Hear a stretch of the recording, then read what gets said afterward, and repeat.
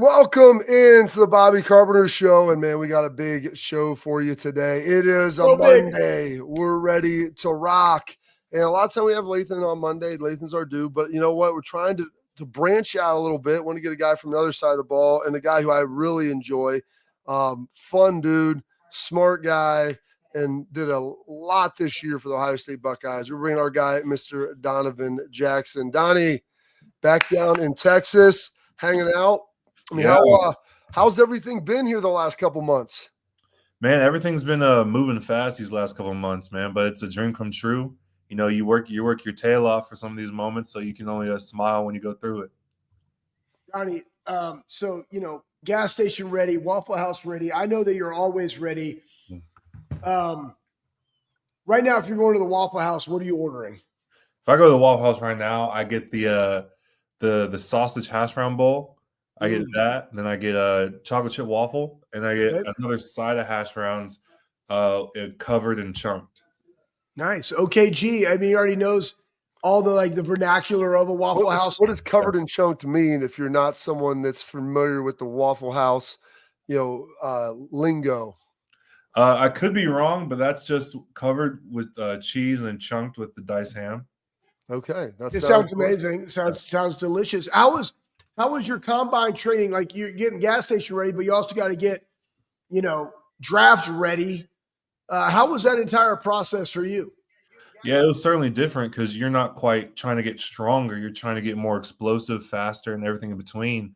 So we were lifting. I was training out in Southern California, Orange County, and I was out there with some of the other guys. I was out there with Jack, JT, and Ty. So there's some of the guys I knew there, but we had on a pretty strict diet of just a complete meal, and out there training, lifting, trying to do everything we can so we're able to run fast and be explosive when our number's called.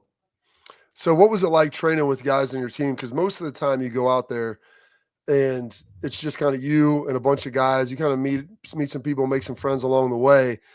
But they always say, got a lot of guys in the NFL, and I don't know if you encountered this. They always say Ohio State guys are a little different. They're always hanging together, and you were out there with those guys. So what was that interaction like with them and kind of with everybody else? It was really cool. One, because you could skip the awkward, getting to know you phase. I just spent 4 years with these guys. I know everything about them, probably a little more than I would like to know about them. But it was cool. For the first couple of weeks, man, I'd hang out with Ty, JT, and Jack. And then when we would be hungry, man, me and JT kind of had the same schedule. So me and JT would go out and eat together all the time, and eventually led us to bonding with other linemen. Because, with linemen now, if you eat together, you're basically brothers. So other linemen would be like, hey, where y'all going? We're we're going to go eat. And so that's how I started becoming friends with other guys, because we just go out and eat together. Yeah, sharing some food, man, brings it all together. So tell us about how you feel the process went for you. How do you feel that you set yourself up? And what does a team that Donovan Jackson wants to go play for, what do they embody?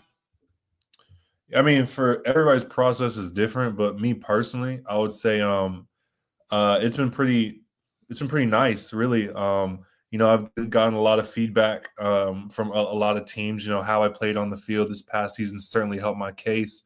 But, I feel like I'm pretty strong, very, very smart guy. So that's definitely helped me a whole lot. And then, from what I realize, it's a lot more than just combine pro day than you're drafted. There's so much that goes on in between, whether it be Zoom calls, 30 visits, private workouts, everything of the sort. So you're constantly doing something up until the draft. And for me, it's always nice to have interest in teams. That means, you did something the right way, and you're setting yourself up for success. But I mean, it's been busy for sure. I mean, I've flown all the way across the country for some of these visits. I had a couple of private workouts, but I'm almost done. I think I have one more Zoom left with the team, and then I'm draft day. But for me, what a team I want to embody is a team that something that I bring is just physicality and toughness. If Coach Mick always says you got to pack your toughness, if there's a team that abides by those rules, then I'll fit right in. So you played your whole career at guard at Ohio State, and then last year, obviously, Josh goes down. You've got to kick out and play tackle. You're playing Penn State. You're going against elite speed out there. What was that like going into that game for you? Yeah, so I was told I was playing tackle Sunday after the Nebraska game. And so I had basically 2 padded practice days to learn how to play tackle. And I feel like people don't realize like guard and tackle they're different positions for a reason. Like it's a whole nother world. Basically, you're going against a different rusher. Like at guard, you're fighting in a phone booth.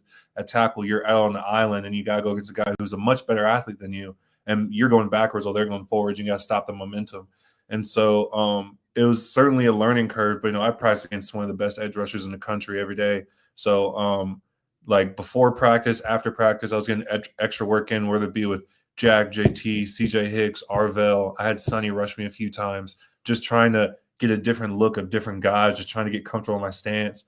And then obviously going into Penn State, that place is known to be loud and it lives up to it. So we're on silent count. So I had to, get used to looking in at the ball, then setting out while not really looking at the rusher. So it was certainly a learning curve. There's a whole lot to do, but I told myself that going into that game that I'm going to hold my own. I'm not going to use the excuse of, like he's playing a new position, like cut him some slack. Like, no, I'm going to go in there and play the best of my ability. And so went in there, did what I could, learned from it, and then from there just kept growing. Hey, what was the hardest thing of that? Right, so you go in there and you're like you got to make a run, like you got to go. What was that hardest thing that you had to do, like kicking out and moving out there, while still being the leader of the offensive line, by the way? Yeah, I would say the hardest thing was having to find my stance. At guard, your stance is very almost like parallel to your feet.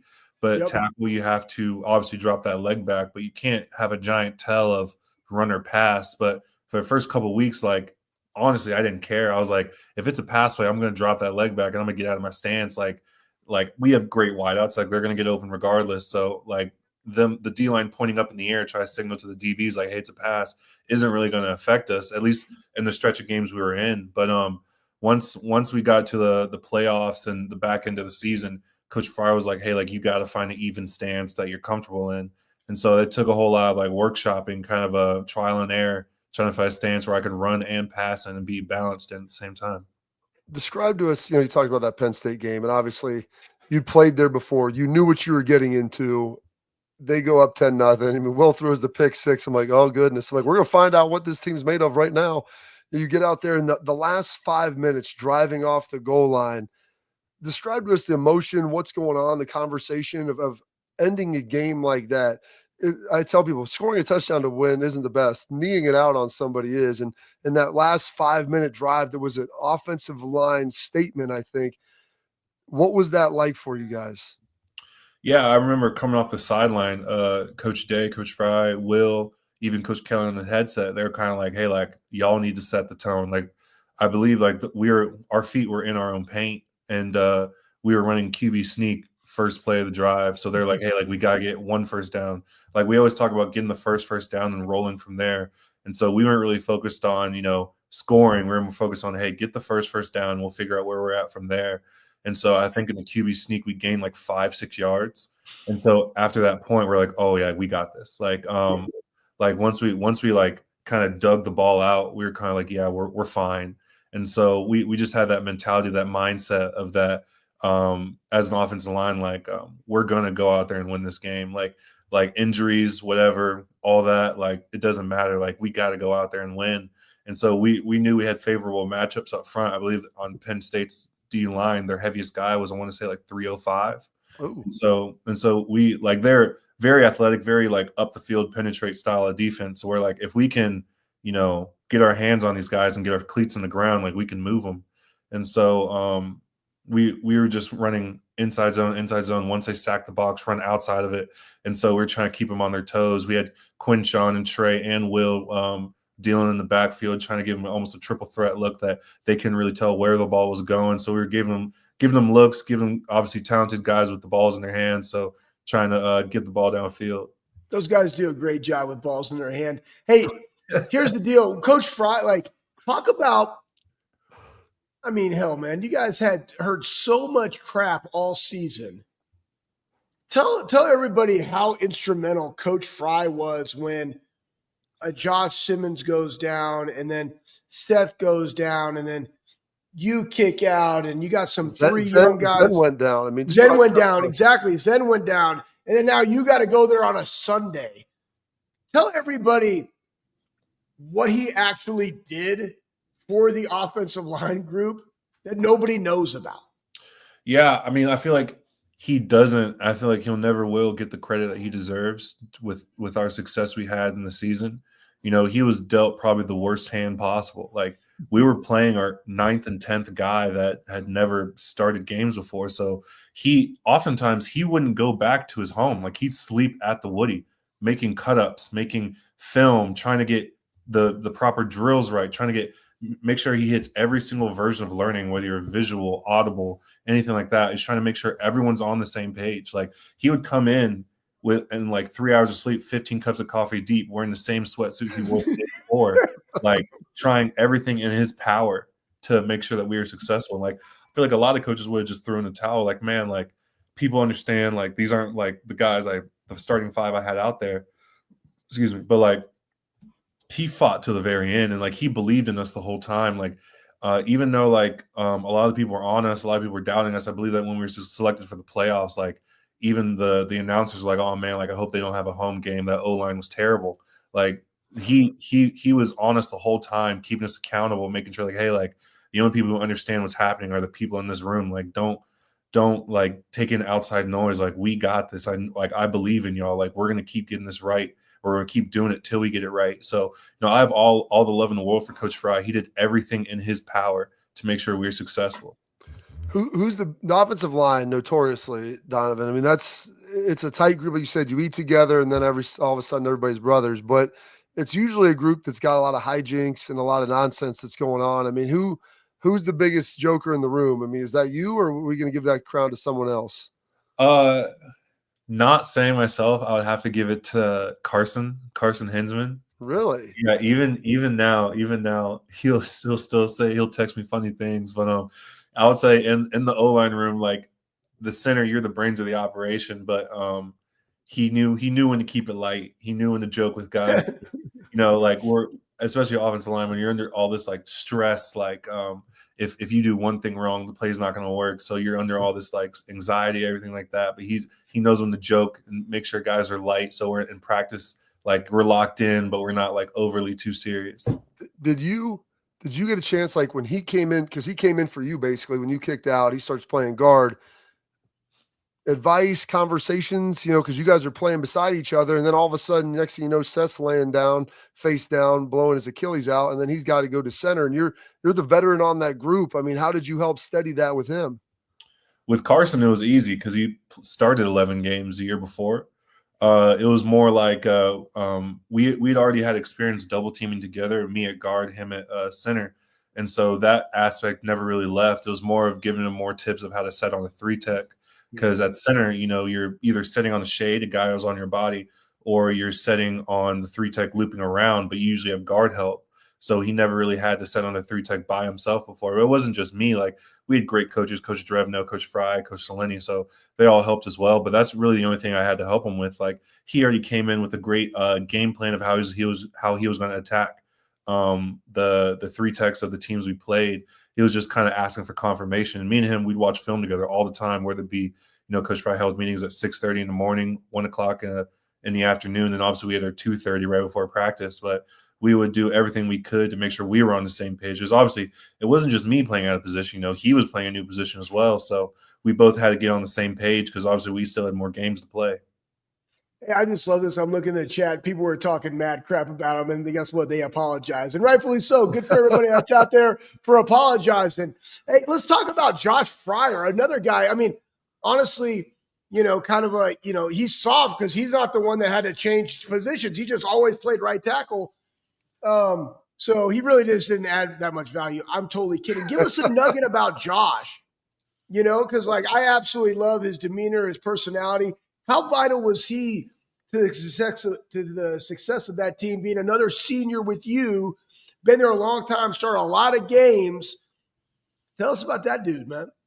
Yeah, Fryer is the definition of grit and grind, in my opinion. Yeah. Like he got out the mud and he made he's a grimy guy. Then you can tell by the way he plays. Like he looks grimy. Yeah, he looks grimy, man. Like he does everything he can to make sure the play's successful. And in terms of just a leader, he's a vocal leader. Like he'll call guys out, he'll get in your face, and he'll make sure you know about it, that you're not doing the right thing. And so he's one of those guys on the team who are instrumental in how we played in the postseason. Because going into it, like we had a lot of leaders step up, and he was definitely one of those guys that made sure guys were on the right track. And he didn't even he not only the players, he called out coaches too. Like he made sure everyone was on their stuff to make sure. That's my guy, man. I love that. Mm-hmm. Call him out, man. It's your season, right? Like coach me. You know? That's so Don, we've had everybody's talked, like a lot of guys have talked about, that the meeting that happened before the Tennessee game after the team up north. And is that some of the stuff that you were talking about right there with that, with the calling out and like in a positive way, but like the accountability piece to make sure that everybody's doing it? You were one of the leaders. He's one of the leaders. You guys have been through a lot together. Looking back on that now, like, did you have a sense of where that thing was going to go if you could get it together? Yeah, I mean, on paper, we were still the most talented team. We just had to have that killer mentality. And I feel like coming out of that meeting, it was more of more of pride. We were like, no one's going to beat us. And that was the mentality. I think Lathan was a huge important part of that, because one of his work week done speeches he kind of laid out the trajectory of the playoffs. We're like, hey, we're going to beat Tennessee. We're going to go out west. We're going to go to Texas, and then we're going to win a national championship. It was like, y'all better start acting like we're a national championship winning team or get out. And that was basically his message, like probably the week out of the Tennessee game. And so that kind of set the tone of like what the mentality was going to be like on the team. So yeah, the meeting helped. It wasn't really much of a negative aspect. Just guys were getting called out because guys needed answers. Guys needed to be like, why aren't you playing at the standard that we need you to play at? And so guys had to answer for what they were doing. And after that, guys got in the lab, guys got better, and we improved off of that. Hey, I'm going to ask you this because it's going to be something similar to this in the NFL when you go through, because like if you guys look at your roster, right, like everybody out there is like, oh, this is that type of team. But it took 12 games before you kind of figured out what it is that you got, and that when you got your mindset right and preparation right and like in the confidence that we can do this together, boom, 4 special games happen, right?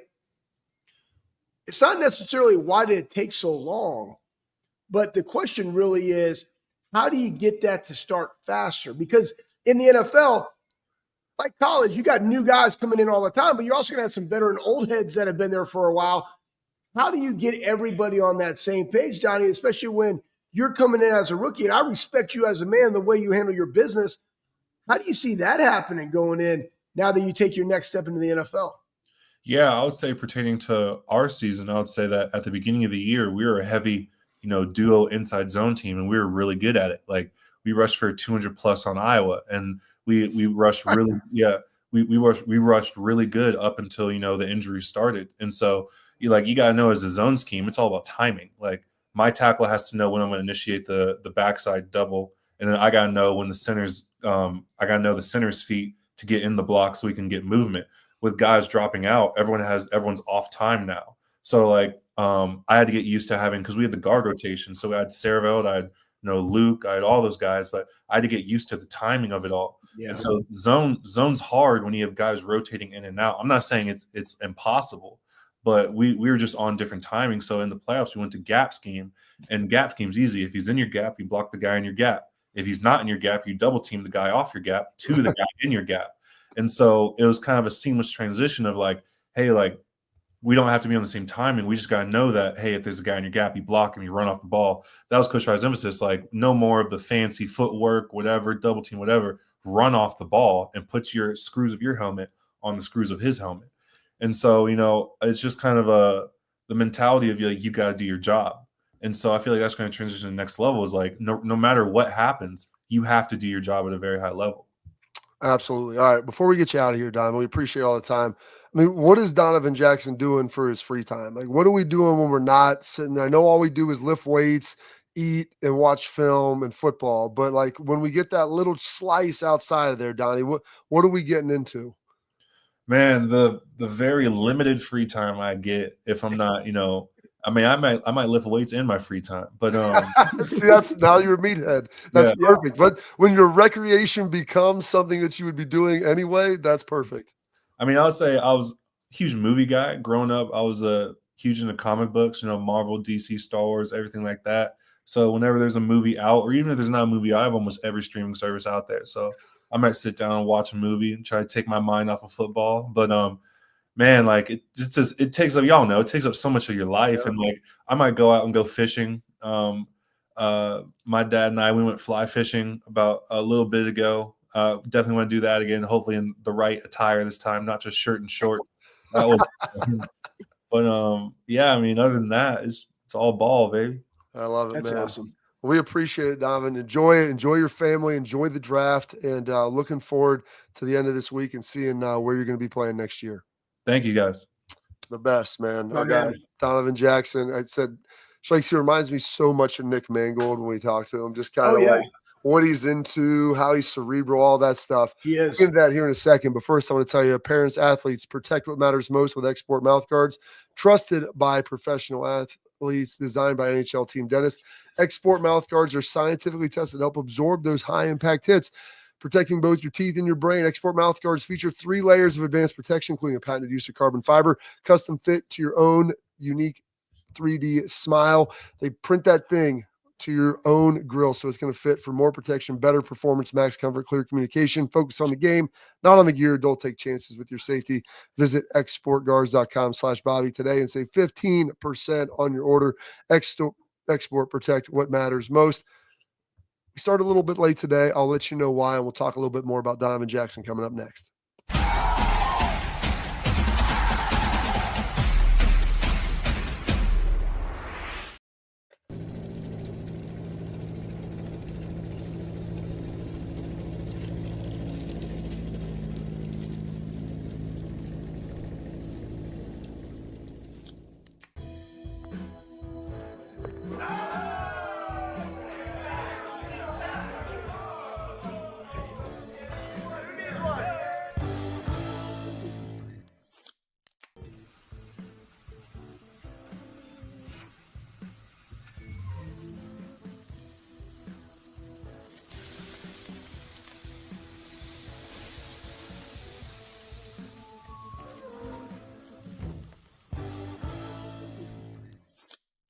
Thing I can ever do for you.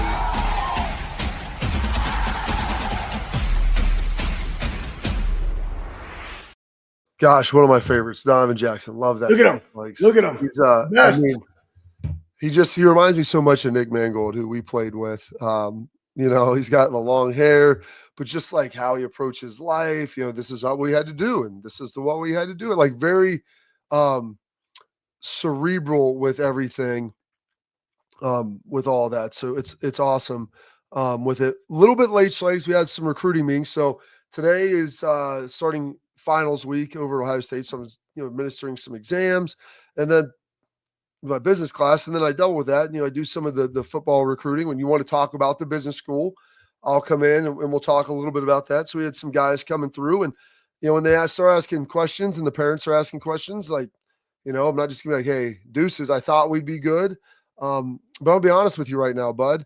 I walked out of WrestleMania last night at, I don't know what time that was, 8:15, getting in the car, got a little bit to eat, went to the hotel with my son and my buddy. The next thing you know, I'm at the airport loading up at about 10:30 and taking a red eye from Las Vegas to Atlanta, landing at 6:30, getting on a flight there at about 7:30, flying back to Columbus to land at 8:45 to drive straight to the Fisher College of Business and administer a final before heading over to the Woody. Thankfully, I had enough time, Schlegs. Everyone got done with the final pretty quick. I was able to get a good workout in. And good for you. Oh, I was pouring sweat. I was hemorrhaging sweat from just the meat that I had been eating and the drinks and everything at WrestleMania. I mean, it was great. My little dude loved it because Cena won, the Iron Claw, but Cena won. And so he was super juiced, breaking Ric Flair's record for now the 17-time undisputed heavyweight champion of the world, John Cena, no longer owned by Ric Flair, who had it for 16 when they were tied together. Amazing. I'm so happy you had a good time. Caleb had a good time. That's what, hey, making memories, Bob. It was. Yeah. Listen, we went to SmackDown on Friday. Saturday was great. We went and hung out at the pool all day. We were supposed to have a big dinner Saturday night, and we were at the pool all day, hanging out, having a couple drinks. Not Caleb; he's just swimming around. And then I'm like, "Hey, we'll go up like 4:30. We'll take a nap. We got dinner at 8." You got to remember, like 8 o'clock there is 11 o'clock here. I mean, we were waking up so crazy early, so we went down, took a nap at 5. Next thing you know, Schlegs, I didn't set my alarm because I go 3 hours. I mean, I'm going to wake up. So next thing I know, it's 1:30 in the morning. And my Caleb's sleeping, my buddy's sleeping. So we slept till like 6 o'clock the next day. I was like, man, I got 13 hours of sleep. I needed every last drop of that because I was sleeping on a plane today heading here. So needed all of that stuff to get there. Yeah. Why don't we throw this up, Pat? Like the Caleb's reaction. This is my son's reaction with John Cena right here for him when he won the belt. It was pretty great. Yeah. I mean, he was so stoked. Look at that. He's got a Cena shirt on, Schlegs. I mean, he had a Cena like some sort of Cena bobblehead. Some of Pat's dudes had all this stuff there. Like, he's like, dude, your guy will love this. He has one of the big title belts too. But man, he was he doesn't care that Cena's the heel. I go, he's all in, dude. You can't. I told Pat, I'm like, he's like, even though he's the heel, I'm like, dude, Cena people are crazy loyal. He wouldn't care if John Cena pulled out a gun and shot the dude and just laid on him, and that was the pin. That would have been fine for him. Win. And then you take that, making memories. I want you to go into what you're talking to these parents about, Bob, because you're coming in and you did a finance class at the Fisher College of Business. And then you're also dealing with a recruit at Ohio State. What are the questions that they're asking about their young people? Yeah, so the parents, it was awesome because they were talking. The parents were talking a little bit about, well, let's talk like life after football. What does that look like? And I'm like, I'm business partners with some of my teammates. I go, there's guys who I played with here who never really played and didn't really play a lot at Ohio State. Maybe, started some special teams. I go, they got great jobs. They got great careers. They've got great lives because of being a Buckeye. Now, you've got to be a person who's willing to work. Yeah. But playing at Ohio State will allow you to meet everybody that you need to meet. And then what you choose to do with those opportunities, well, that's going to be up to you. And trying to talk about that. I was like, the business school helped prepare you here. And he asked us, he's like, is it hard? He goes, a lot of places we go, people talk about, and the players like, you can't do it. I go, Cody Simon majored in finance. He's defensive captain, defensive MVP of the national championship game. I'm like, you can do it. I did it. I've had friends that have done it. Am I going to tell you it's easy? No. I'm going to say there's 3 or 4 classes that are pretty tough. They're going to try to weed you out, just like anything in life. But you tell me anything in your life that you've accomplished that's been worth something that was easy. So I go, it's not the hardest thing in the world. I go, I had the same conversation I told him with J.K. Dobbins his sophomore year, and he was thinking about dropping out of the business school. And I go, buddy, he goes, man, it's hard. It's a lot of work right now. I go, it is. This is the tough part, man. You're like right in that second year, going to your third, you're getting through some of the stuff, and it's going to be tough. And that's all right. But grind through it. And when you get on the other side, you're going to look back and you're going to say, wow, look at this valley that I just traversed. Now I'm up the hill and like things are good and things are great, and they're trending in the right direction. But if there's no struggle through it, I'm like, dude, does rushing for 200 yards against a team that stinks mean anything? Or does rushing for $110 against the number 1 rush defense in the country, JK, like, which would you rather do? And he like nods his head. He's like, exactly. That's just how it is. And so I told the parents, they're like, can you do it? I go, you can. I go, I did it. I still had time to, find my wife and go out and hang out and do all the things you needed to do. These guys are much more serious and better people than me. But yeah, you can have fun. You can play football and you can still be a major at the Fisher College of Business. Like, you go to a good school, I'm sure your grades are good. Like, it just takes effort. Like, that's really all it takes. It's really the secret to life is it's just a little bit of effort. And so it was awesome. And discipline. It requires a lot of discipline because, obviously at the Woody, and again, now to guys today, they're getting paid. You got classes online. You got to go to Fisher when you go. It's a lot different. But it's like, hey, I can't be worried about what that guy's doing or what that guy chose to do. I just chose to go hard. And it's like, yeah, you're going to reap the benefits of it. And Bob, first off, I just wanted you to articulate what it is that you're telling people because it's also the competitive advantage that is Ohio State, guys, Yeah. that we are in Columbus, Ohio, that our athletes have the opportunities of going to a Fisher College of Business or engineering schools or even the broadcasting and all the different people from that are Buckeyes that are out in the national landscape and in that world. It sets them up for success. But regardless of what it is, you still have to work at it and be a good dude and then also do a good job. It's not just given to you. Nothing is here. And that's kind of the point. And if they think it's going to be easy and they're just going to give you this stuff, like regardless if you're playing or getting an education at one of those type of places that you're talking about and those type of colleges here at Ohio State, like it requires you to go work.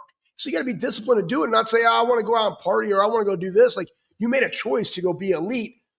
Go be elite. Absolutely. I want to tell you about one of our great partners now over with Backer Schleich.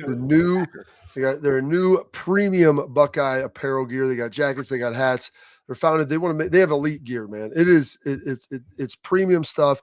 It may cost a little more, but the quality is going to be there. If you charge it to winning, if you like elite, like hunting, fishing, golf stuff, this is what it's going to be like. The skiing, all of those outdoor stuff, they've designed it around that. So it's going to feel good. It's going to look good. It's going to last. Got tons of great features with it. And for every purchase of it, if you go to the Backer website, it's bckr.com. A portion of those sales is going to go back to the Buckeye student athletes. Use promo code Bobby in all caps for free expedited shipping. So they're going to get it to you right away. Again, that's Backer, bckr.com. Go check them out. All right, Slags, we got some more Buckeye news. I feel like we got so much stuff to get here. Slags, we will get to that. And I want to wish my dad a happy birthday coming up next. Yes.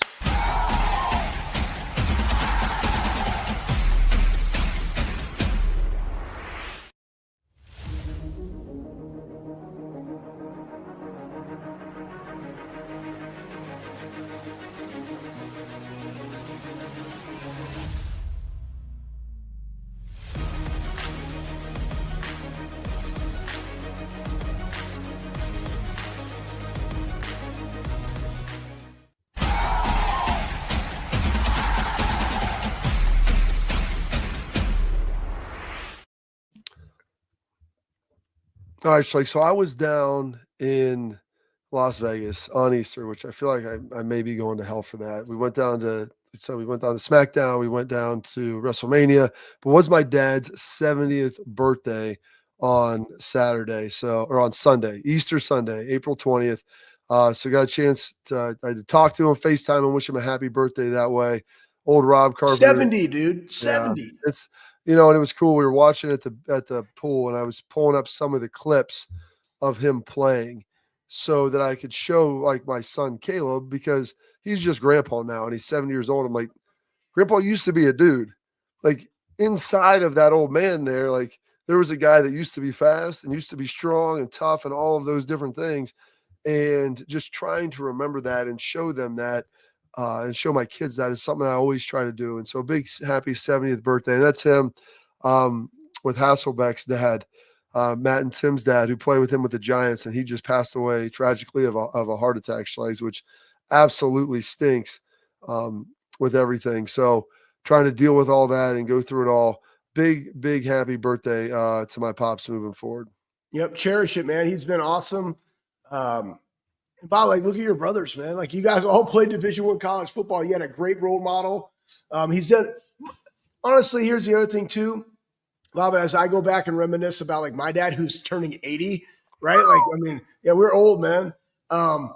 It's just the fact like they coached for a long time, and not only did they impact us, but they also impacted thousands of other kids. Yeah, and that what a legacy. So happy birthday, Coach. Yeah, it's a big happy birthday to him. He's the one that Schleich always said, if money's all you chase, it's all you ever catch. And so I attribute that to him. It's one of his great lines. I don't even know if he remembers that he told me that. He's like, I never said that. I'm like, well, what do you think? I just made it up and then attribute it to you. If it was that good of a quote that people love, do you think that I wouldn't have just kept it for myself and attributed it to me? But I'm going to give you proper citation for this because you deserve it and you should get it. So we got that. for him. So just wanted to wish him a big happy birthday because we got so much stuff. We got the draft coming up this week, Schlegs, and all kinds of things going. They've got the golf going on again in the shoe this week, this Friday. So they've got that going back in there as well. So many activities, so many different things, so little time. We do have our headlines coming up, Schlegs. We got our prospect preview as well, which who are we going to be previewing this week, Pat? Is this a Donovan Jackson situation? We're going to parlay it? Well, who knows? Stay tuned and find out next.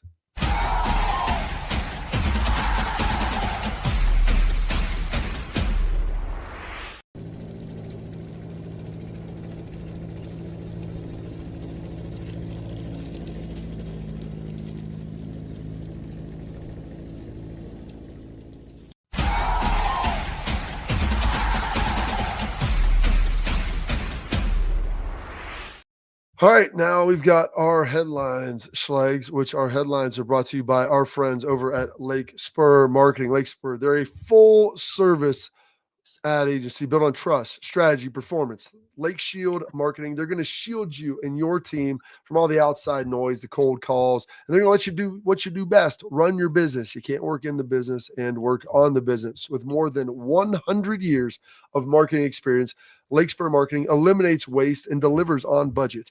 They don't chase clicks. They build partnerships. Lake Spur Marketing, the proof is in the partners. All right, the prospect preview today is going to be Donovan Jackson. Just brought him in, talked a little bit to him. Great dude. Schlegs, I think he's got a lot of position versatility. We see him 6'4", 317, fourth-year guy, played a lot of ball at Ohio State. See, he didn't start as a freshman, did he? I know he's a 3-year starter. Yeah. Probably got time. But he's a 3-year starter, played a lot, kicked out the tackle, which I think showed people his athleticism. Yeah. But he's a really smart guy, as you can obviously tell as we were talking to him. And one of the questions that I found it interesting is, people talked about him potentially playing center at the next level, which I think would be a home run. I was, if I talked to him, like, can you snap it? Can you do it all? Do that? Because if you can just snap it, Schlegs, for him, he's a guy that I think already understands the minutia of the game and everything that's going on around. Because the biggest part, like he said, is you got to be able to make those calls and you got to understand what's going on. And so that's something I think that he's got in his back pocket. Really good at guard. Hey, I've got some position flexibility to kick the tackle, but a lot of guards, can you play center? And so maybe that might be something that's in his future as well. Yeah, this is one of those ones that's really hard for me, Bob, because they always talk about, at that level, and there's a variety to this, right? If you're a jack of all trades, master of none, you get paid as such. And that's why they like to pay people premium on, hey, I played left freaking tackle. That's what I do.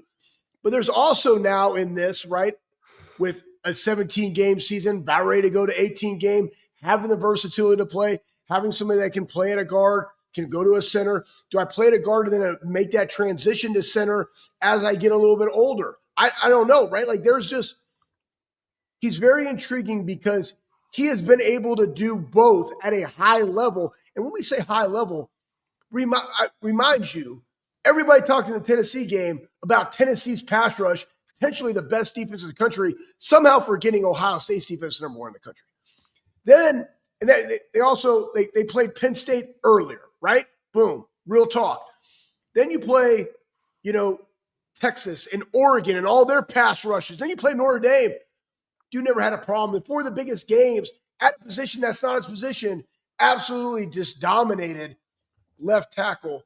And you're right. He's like, and he wore the same number as Nick Mangold. I have viewed Donnie in that light ever since I first met him. And he is so cerebral. He also knows that I just don't have to be a mauler. Like, just doing my job and doing this is enough. But he's so good at that because he's so big.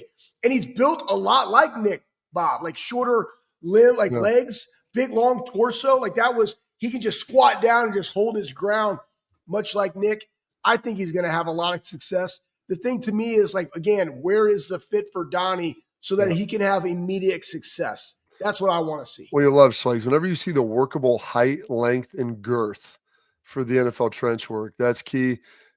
control on his sets out there was big at left tackle. He threw out there, willfully throws a punch, keep blockers away from his frame. Initial good quickness, does a good job with angles, smooth on his poles, can climb up to the second level, good on his anchor, works well on stunts, being able to pass stuff off. Pat, let's throw up what they define as some of his weaknesses on here, and Schlegs and I can kind of talk a little bit about that. Because I think Donovan's strong as hell. It says not overpowering. It won't consistently drive or redirect. I think that he's a pretty powerful guy. Now, maybe, especially a tackle, it's a little different than being a guard, so he didn't get a chance to maul as much. Overextends upper half, giving opportunity to pull his weight against him. They call that maybe getting a little head heavy. Yeah. Feet can be tardy catching up to his hands, so he's got a quick punch. Can you bring your feet with it? Some false steps, and then, set out, at the beginning of the season, he was injured. And I think it's a function of get healthy. We've got a lot of games to go. Exactly. Yeah. I mean, I think he could have played had the opening game been Texas this year, as opposed to what they had last season. Donnie is strong. He's strong enough for sure. I think it also goes back to what he was talking about earlier, running zone versus gap. And you're not going to see a lot of those things because it just is do your job, climb to the second level, the timing aspect, that false step stuff. I mean, who's to say that's a false step? Maybe that is the step. I'm just saying, people teach things differently. So those are all very, very minuscule when you go back and just look at the fact the guy doesn't give up pressures. Regardless of it, does he do his job? And that is Donnie.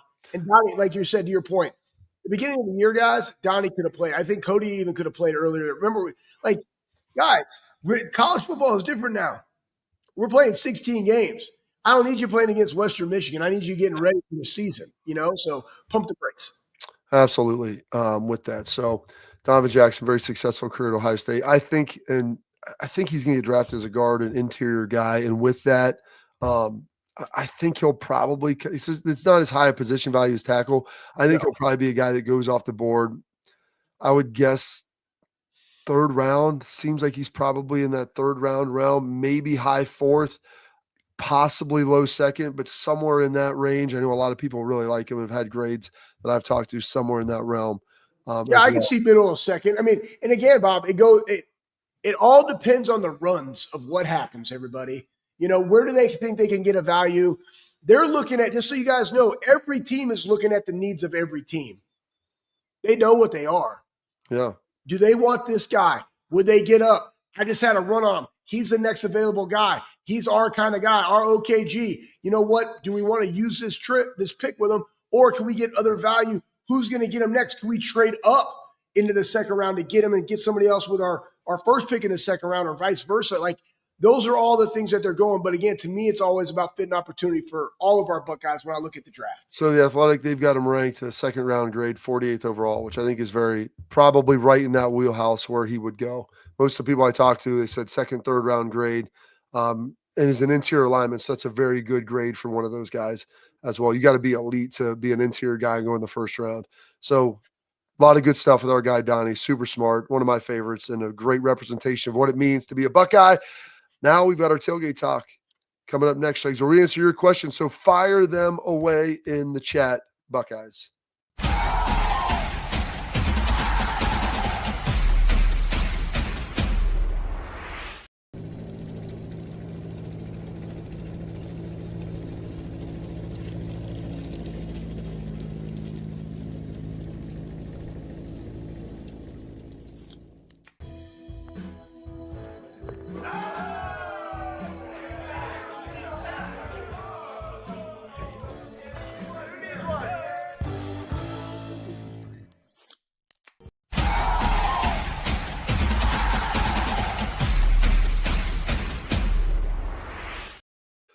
All right, welcome back into the Bobby Carpenter Show. Please like, subscribe. Someone's asking how we only have, just a little over 10,000 followers. Well, share it with your friends, get it out there, get it to the folks. We're trying to do the very best we can to keep growing this and bringing in some of the players, trying to get some more guys this week here before the draft. So we'll see what we can do. Buckeyes. And now we got our tailgate talk brought to you by our friends at Real Truck. Go to realtruck.com, bring your truck, Jeep, or Bronco to life over at Real Truck. And now it's Jeep season, man. I'm gonna drive my Jeep to class this afternoon. You should do that. Just park right in the front, like It's in great. the My loading kids think I zone. don't Put your work. hazards on. Yeah, my kids think I work like 3 hours a day. I was like, dude, I took a red eye back and I haven't stopped working.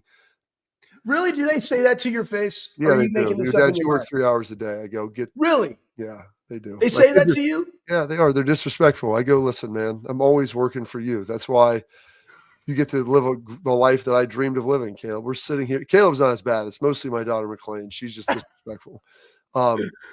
Phil J has a great question here, though. Slice. Jay, Oh, you're McLean is being disrespectful, so let's smash her next time she Yeah, comes to it's the good. armory.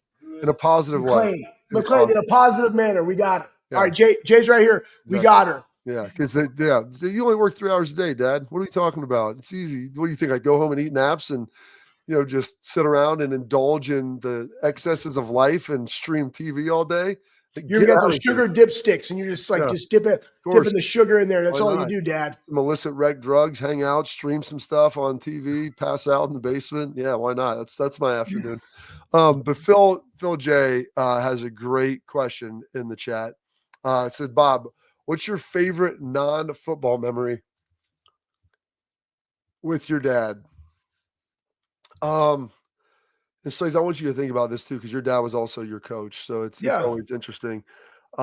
Probably, I don't know if there's just one. There's not just one, guys. When you have a dad that's a coach and he's your dad, they're crazy. They're crazy people, bro. So go ahead. I got one. I guess in my mind. The most impactful one, the one thing I like doing morning radio, I'm doing stuff in the morning, I get done. So my daughter thinks I'm done for the rest of the day. But the one thing you do give up is my dad always drove me to school. I get to drive RJ to his workouts now when he was a freshman. And my dad took me to school every day my freshman year. I rode the bus in middle school, and then before I could drive in high school, he drove me. And it was just those conversations that we would have, like on the way to school, about whether it's not. My dad's a great speaker, maybe not a great communicator with your kid, but now I look back of how hard those conversations probably were for him. But whether it's talking about like girls, being respectful to people, just understanding, like as I started getting older, like playing, like, hey, what it means to do these different things, how you have to represent your family and represent yourself with other people, and making sure that you're doing work early in your life so that you can do things later in your life that you want to do. Mm-hmm. And like those kind of things. And he would take me, to do some speaking engagements, and I probably should start bringing my kids to some of them. And, that's an hour ride in the car sometimes. And like that, we would have a lot of those conversations, and he would talk about his playing days and just life in general and all this different stuff. And so those things were probably the most impactful for me. And they were kind of tangentially related to sports, but it wasn't like him actually coaching me in a sport. It was just really the talks about life. Schlegs, what do you got as yours? One thing I was actually telling my dad, and it was funny because my kids, we went and saw him because I did the funeral service for my wife's grandmother this last weekend. And he's in town and he's 80 years old, and I'm going to make sure I see him. So we took the family over there, and I don't know how we got on this topic, but one thing that I always respected about my dad, coaching, not necessarily me, but like he drove all of his offensive linemen to colleges that they were looking at, whether they're D3, NAIA, Division I, and it brought up the conversation. It was me and two other guys that were going to go look at the Air Force Academy. They were being recruited to go to play at Air Force. And we drove up there so they could see it. And then we went to the Olympic Training Center and like check that out, right? I'm a meathead. I'm like a little kid at the time, but I love training, okay? All right. But then my dad's like, hey, let's drive up Pikes Peak. I want to My dad was driving like this Buick, like this green Buick. And remember back in like the 80s, now this is like 1990. So, or maybe even 89. So like they had like kind of a plushy seat, right? Yeah. The velvet. Anyway, oh yeah. Nice and comfortable. So you're driving up and like, there's a part at Pikes Peak where it's like, like you're past this, like it's treacherous roads and stuff. Well, there's nobody there to like actually stop you for some reason on this day. So my dad's like, yeah, let's go to the peak, right?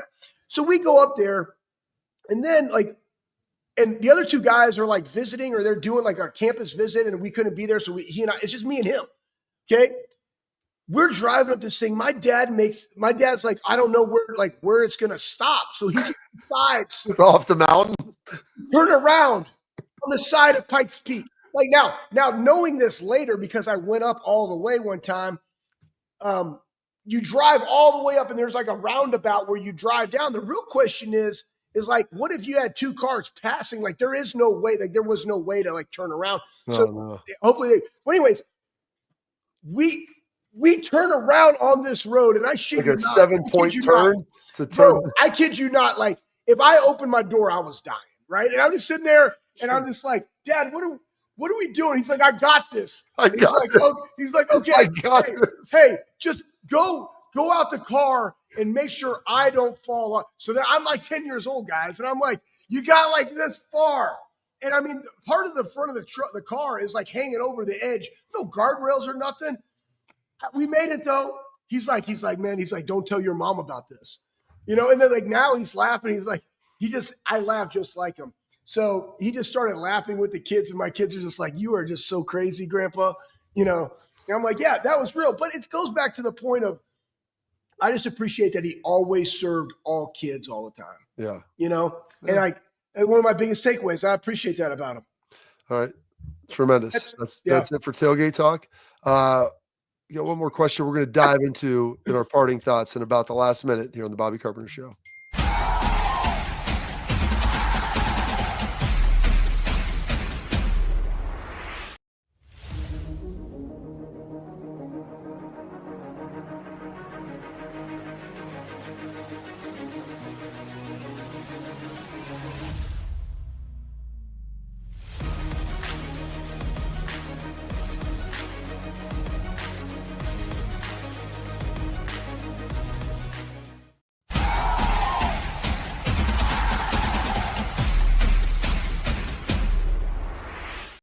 All right, Schlegs, final thought here. And someone threw this in. We talked a little bit about this with Donnie. He goes, can he play center?